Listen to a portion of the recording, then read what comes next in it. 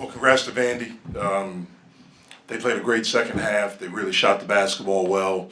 The kid Thomas broke the game open with his three-pointers. Kudos to him. He was 1 of 15 from three coming into the game, and it got hot, and they kept running stuff for him, and he kept delivering. So congrats to them. Disappointed in us. Really disappointed in our performance. The last, I'd say about the last 7.5 minutes of the first half, and then probably about the last 12 to 13 minutes of the second half. I thought we allowed our inability, well, I'll go in order. The last 7.5 minutes, we were up 18-9. So we had done a really good job defensively. We were up 18-9. We got a wide open three. We missed it. But then we allowed, our defense wasn't good. It wasn't as connected as it was. And then offensively, we missed some shots, but we took some shots that maybe weren't the best shots for us. And so we were fortunate to be down only one at the half. I thought the second half we started okay. It was 44-42.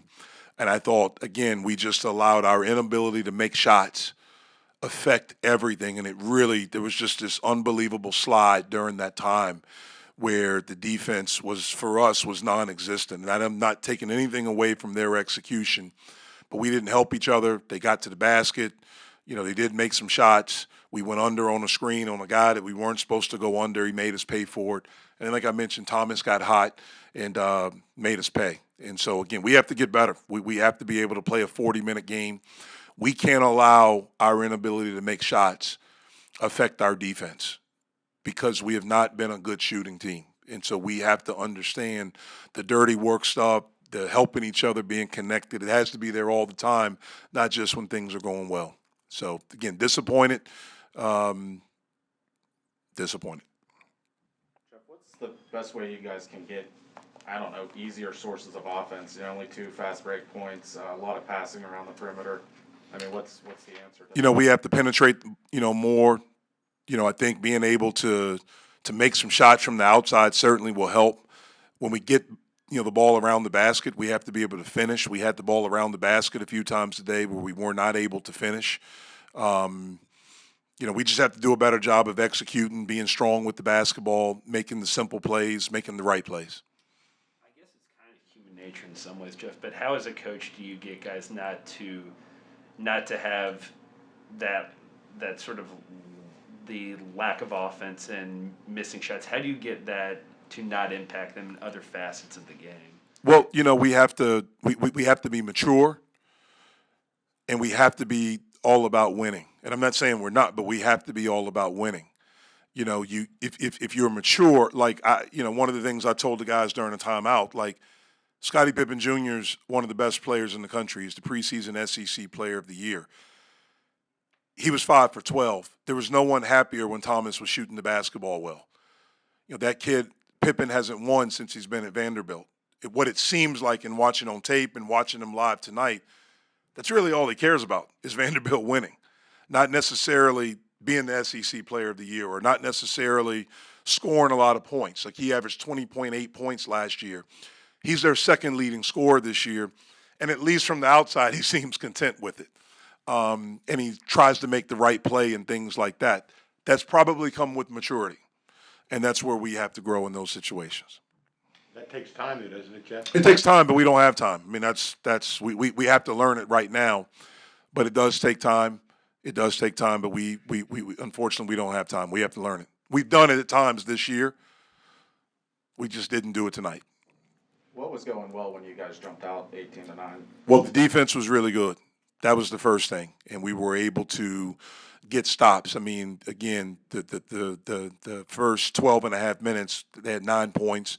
Their percentages weren't good. We were able to make some shots. We were able to finish some plays around the basket.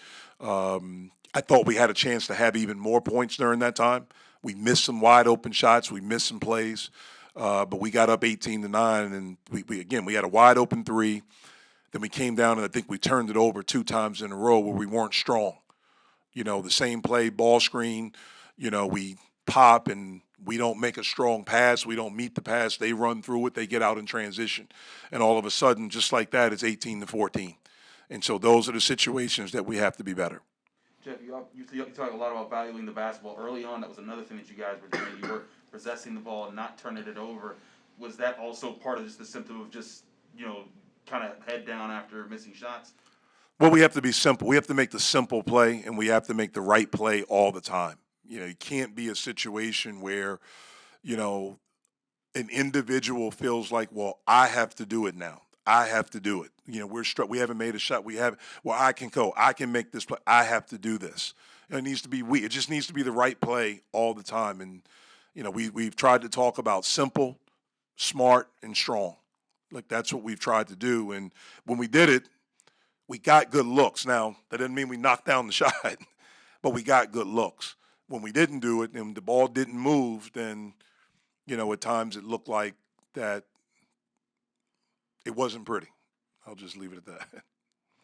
Jeff, in the same vein, the huddles during the media timeouts, you guys as a staff were fairly animated. How much of that was trying to get the players to buy in to what you're preaching and to make those adjustments? It's not buying in. That's the wrong way to say it. It's not buying in. It's trying to get energy. You're trying to elicit. You're trying to give some energy to them. You're trying to motivate. You're trying to tell them what you see. You're trying to talk about what we need to do, an adjustment that we need to make.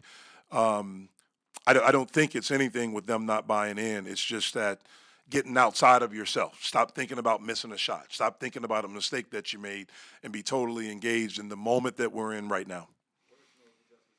Usually has to do. He only had 1 point. Saw that there was, I think, a possession where he didn't really do what you were coaching him to do, and when he fell down, it took him a while to get back up. That's when you switched him out for Noah. Yeah, I mean, he's got to play harder. That's the thing. He's got to play harder every possession. And, this is being a good player is not easy. And he works hard, but it's you got to play harder. You got to talk. You got to be. And this is not just him. This is everyone. You have to talk. You have to be engaged all the time in every play. And we need all of our guys doing that all the time. Not just when it's going well. When things aren't going well, you still have to do that. A holiday and a Saturday afternoon game. I mean, what's the next 2 days looking like for you guys? We'll practice tomorrow. We'll practice Friday, and we'll be ready to play on Saturday. Jeff, Femi only took 5 shots tonight. I don't know how much of that was just kind of him operating in the flow or the rhythm of the offense, or would you like to see him be a little bit more assertive? Well, I thought he was assertive. He got 7 free throws, so that was, he was driving, he was getting fouled, he was able to make some plays. Femi's one of our better guys, and so there's going to be a lot of attention on him. There was a lot of trapping the ball screens, and trying to make him get rid of it. Again, I thought he did some good things tonight. How much do you think a night like this where he knocks down all 7 free throws, like just seeing the ball go in consistently in those situations? I mean, how much could you potentially see a night like this maybe help him in those kind of situations? Well, he works at it. He works at it every day. He works on his shooting. He works on his free throws every day. And to have some success and to make 7 out of 7 is good. Hopefully, makes him feel positive about the work that he's putting in, trusting the work, and continuing to do the work. See out of Nate, that 11 points led you guys with 6 rebounds. Yeah, he scored some late. I thought he got down on himself. I thought, he missed some easy, some shots that he normally makes. And I thought early in the second half, I thought he passed on some looks. And I told him at halftime when we came back out, like, look, if you have a shot, don't turn them down. Be ready to shoot the basketball. I thought he lost a little bit of confidence in that, in that moment right there. Again, he's a good player. He's learning on the fly. He was able to put he was able to put the ball in the basket late when the game was, out of contention for us. But in those moments, as long as he's taking good shots, I don't mind it. As long as he's taking good shots, we want him to take good shots, and we have confidence that he'll knock them down. What happened or what changed in those final 8 minutes of the game? I feel like that we wasn't together. We was keep bickering at each other, and we wasn't really like connected how we was in the first half. And playing together, we saw them hit a couple shots, and we got down on ourselves. And as a good team, I think nobody's supposed to get down on yourself. So we just got to regroup and talk it out. What do you think causes that bickering in those moments like that? Is it just shots not falling? Is it something else? I say just inexperience. When adversity hit tonight, we didn't come together to overcome it. We didn't fight down the stretch, make adjustments. Number 12 got hot. We didn't make the proper adjustments, not only on him, but, down the stretch for the whole team. So that's something we can get better at. Coming together is something that's going to take time because you have so many guys who were in different teams last year. Yeah. Whenever you throw a bunch of guys together, it takes some time for you to get adjusted, especially with our injuries and things like that. We haven't, had a full time with our whole roster, but we can learn from this game, and that's all we can do is learn, grow, and get better.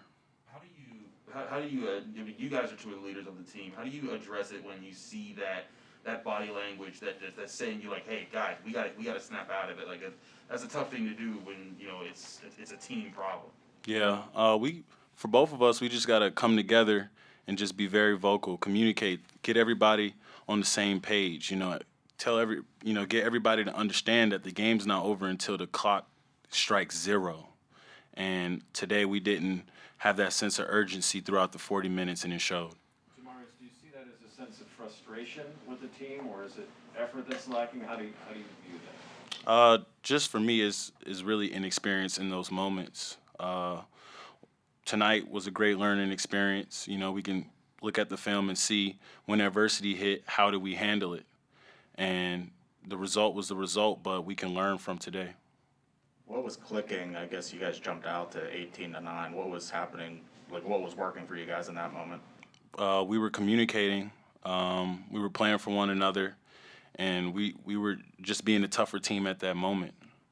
And it kind of went down once we started turning the ball over, and our energy went down from there.